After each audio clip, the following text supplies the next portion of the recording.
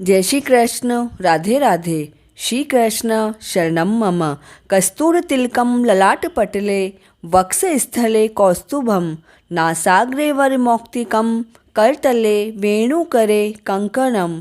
कार्तिक मास महात्म्य का 22वां अध्याय।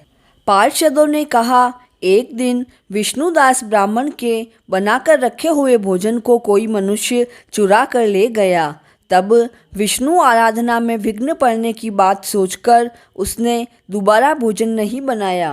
अगले दिन उसने जब भोजन तैयार करके भगवान का भोग लगाने की तैयारी की, उतने ही समय में फिर से उसके भोजन को कोई चुरा कर ले गया। इस तरह निरंतर 7 दिन तक विष्णुदास ब्राह्मण के भोजन की चोरी होती रही। तब उस विद्वान ब्राह्मण ने सोचा कि यह तो सन्यासी का स्थान है, अतः मैं इसको त्याग नहीं सकता। अगर दूसरी बार भोजन बनाता हूँ तो मेरी आराधना में विघ्न होता है। बिना भगवान को भोग लगाए भोजन करना भी उचित नहीं है। ऐसा सोचकर उसने उस दिन का भोजन बनाया और उस चोर को पकड़ने के लिए छुप कर बैठ गया। इतनी ही देर में एक दुर्बल चांडाल आकर भोजन को चुराकर ले जाने लगा तो उस ब्राह्मण को उस पर दया आई। उसने कहा, हे चोर, तू इस सूखे भोजन के साथ घी भी ले जा। इतना कहकर वह उस पर दया करके घी का बर्तन हाथ में लेकर चांडाल के पीछे चला, मगर वह चांडाल भयभीत होकर भागा और ठोकर खाकर गिर गया और मूर्छित हो गया।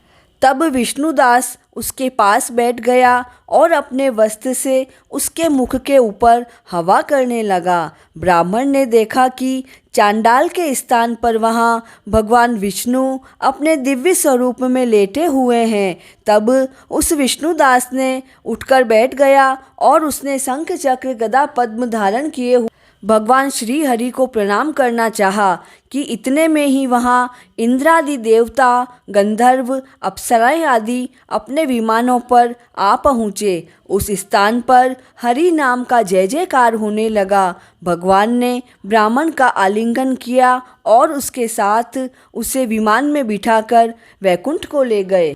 जब वह ब्राह्मण भगवान विष्णु के साथ वैकुंठ को विमान में बैठकर जा रहा था, तब उसे चोल राजा ने देखा।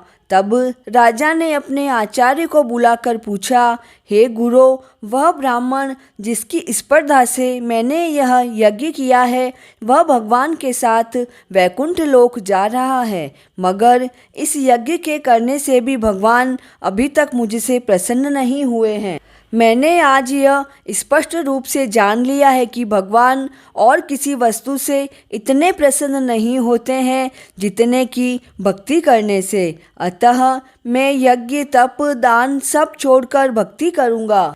तब राजा ने अपना राजपाट त्याग कर अपने भांजे को राज सिंहासन बिठाया और यज्ञ कुंड के समक्ष जाकर अपने हृदय में भगवान विष्णु को धारण करके बोला, हे प्रभो, मुझे अपनी भक्ति दो। और इतना कहकर चोल राजा अग्नि में कूद पड़ा।